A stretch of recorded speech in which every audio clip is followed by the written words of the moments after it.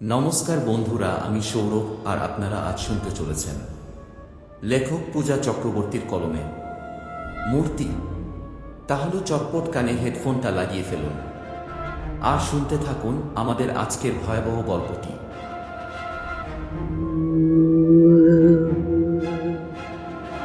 অমাবস্যার রাত, চারিদিকে নিশ্চিদ্র ঘুটঘুটে অন্ধকার।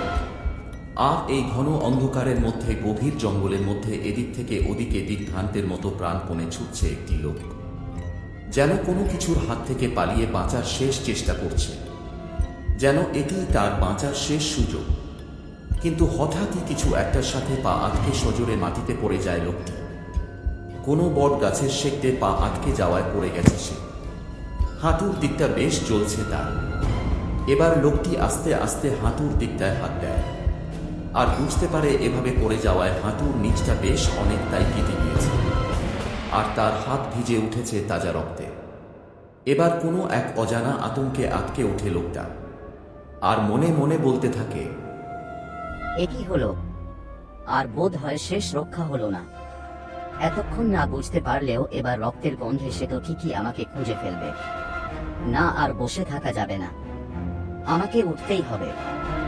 নিজেকে বাঁচানোর শেষ চেষ্টা আমাকে করতেই হবে। নিজের মনে এসব বলতে বলতেই কোনো মতে নিজেকে সামলে উঠতে চেষ্টা করে লোকটি। আর তার পরের মুহূর্তেই সে শুনতে পায় এক সুরেলা নারী কণ্ঠ। আর লোকটি শুনতে পায় তার পেছন থেকে সেই নারী কণ্ঠ তাকে বলছে, কোথায় যাচ্ছ তুমি? আসবে না আমার কাছে? খুঁজবে না আমায়? লোকটা প্রবল ভয় কেঁপে ওঠে। তার ষষ্ঠ ইন্দ্রিয় তাকে জানান দিচ্ছে যার থেকে পালানোর বৃথা চেষ্টা সে এতক্ষণ করছিল, সেই জিনিস এখন তার সামনে দাঁড়িয়ে আছে। কিছু বুঝে ওঠার আগেই সে অনুভব করে একটা গরম স্যাঁতের সাথে কিছু তার বুকের চারপাশে খেলা করছে। আর পর মুহূর্তেই সেই গরম স্যাঁতে জিনিসটা ঢুকে যায় তার বুকের চামড়া মাংস ভেদ করে তার হৃৎপিণ্ডের কাছে। আর এক ঝটকায় উপরে নিয়ে আসে তার হৃৎপিণ্ড। নিস্তব্ধ জঙ্গলের সকল নীরবতাকে ফালা ফালা করে জঙ্গলের মধ্যে এক মুহূর্তের জন্য শোনা যায় এক প্রবল চিৎকার। আর পর মুহূর্তেই সবকিছু আবার আগের মতো নিস্তব্ধ। একটি অয়েল ফ্যাক্টরির সয়েল ডিপার্টমেন্টের চিফ ইনচার্জ হিসেবে নতুন জয়েন করেছে রিক। এটি একটি বিদেশি ফ্যাক্টরি। বেশ কিছু বছর আগে পড়াশোনার জন্য সে লন্ডনে আসে। সেখানে সে সয়েল বা মাটি নিয়ে বিস্তর পড়াশোনা করে। আর পড়াশোনা শেষ হতেই তার এই চাকরি। এটাই তার প্রথম চাকরি। তো রিকের জয়েনিংয়ের কিছুদিন পরেই উপর মহল থেকে একটা বড় প্রজেক্টের জন্য অর্ডার আসে।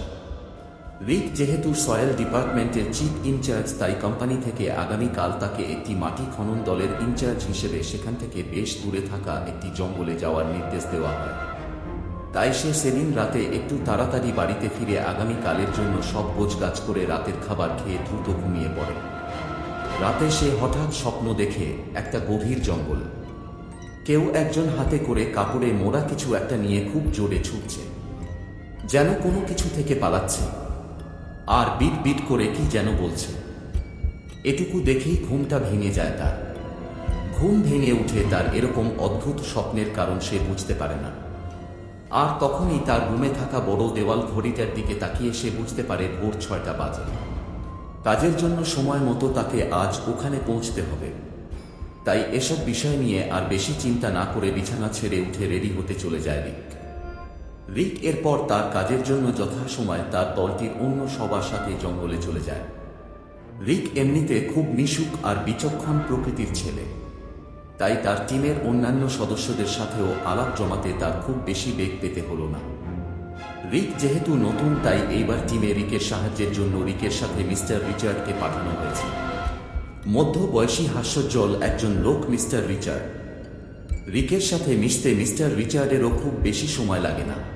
জঙ্গলে তাদের কাজের জন্য নির্ধারিত জায়গায় পৌঁছাতে পৌঁছাতে তাদের টিমের প্রায় বিকেল হয়ে যায়, যার ফলে রিক ও মিস্টার রিচার্ড মিলে সিদ্ধান্ত নেয় যে আজ সকলে মিলে বিশ্রাম নিয়ে আগামীকাল থেকে পূর্ণ উদ্যমে কাজ শুরু করবে।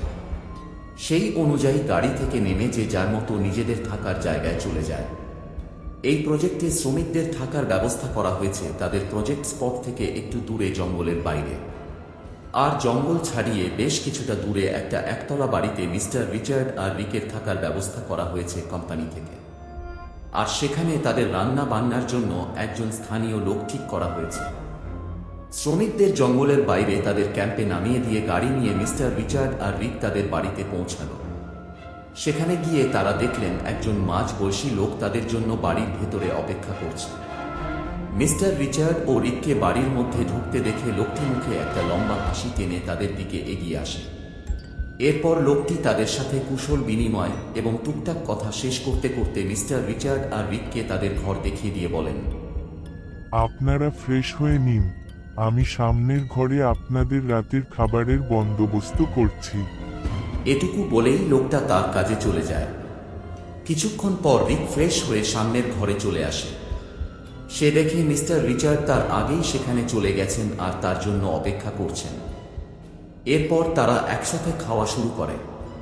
খেতে খেতে আগামীকালের কাজের বিষয়ে টুকটাক কথা বলে তারা এবার খাওয়া শেষ করে যে যার রুমে চলে যায়। সারাদিনের জার্নিতে বেশ ক্লান্ত রিক, তাই নিজের রুমে এসেই দরজা বন্ধ করে বিছানার উপর তার ক্লান্ত শরীরটা এড়িয়ে দেয় সে। এভাবে থাকতে থাকতে কখন যে সে ঘুমিয়ে পড়ে নিজেও বুঝতে পারে না। রিক, রিক, ঘুম থেকে ওঠো রিক, আমি এসেছি তোমার কাছে। একটা অদ্ভুত নারী কণ্ঠে নিজের নামটা শুনে আস্তে আস্তে চোখ মেলে তাকায় রিক, কিন্তু কাউকেই সে দেখতে পায় না। নিজের মনের ভুল ভেবে সে চোখ বন্ধ করে ঘুমের চেষ্টা করে। একটু পর আবারও সে শুনতে পায় সেই নারী কণ্ঠ তার নাম ধরে ডাকছে। রিক, এবার রিক বেশ বিরক্তি নিয়েই চোখ খোলে, কিন্তু আবার আগের মতোই কাউকে দেখতে পায় না। এবার সে বিরক্তি ভরা কণ্ঠে বলতে শুরু করে, এখানে কি কেউ আছেন? কেউ কি ডাকছেন আমাকে? কেউ এখানে আমাকে ডেকে থাকলে প্লিজ সামনে আসুন। কিন্তু অপর প্রান্ত থেকে কোনো উত্তর আসে না। পরিবর্তে রিকের ঘরের মাঝে দেখা যায় এক ধোঁয়ার কুণ্ডলী। একই এত রাতে এত ধোঁয়া কোথা থেকে আসছে তার ঘরে? কিন্তু রিক কিছুক্ষণ ধোঁয়ার দিকে তাকিয়ে থাকার পরেই বুঝতে পারে যে সেই ধোঁয়ার কুণ্ডলী আস্তে আস্তে এবার একটি অবয়বে পরিণত হচ্ছে। আর এটি একটি নারী অবয়ব। অবয়বটি ক্রমশ স্পষ্ট থেকে স্পষ্টতর হতে থাকে। আর এবার অবয়বটি একদম স্পষ্ট হয়ে রিকের সামনে ফুটে ওঠে। রিক দেখে এক অতীব সুন্দরী রমণী তার সামনে দাঁড়িয়ে আছে। মেয়েটি আবারও সেই মিষ্টি কণ্ঠে রিককে বলে, রিক, চিনতে পারছো আমায়?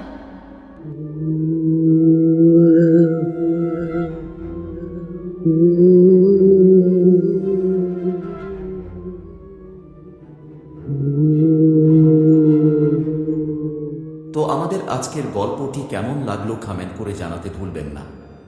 পরবর্তী পাঠ খুব শীঘ্রই আসতে চলেছে। আপনারা সবাই এইভাবেই পাশে থাকুন। সবাই ভালো থাকবেন, সুস্থ থাকবেন। ফিরছি কোনো হাড় হিম করা গল্প নিয়ে।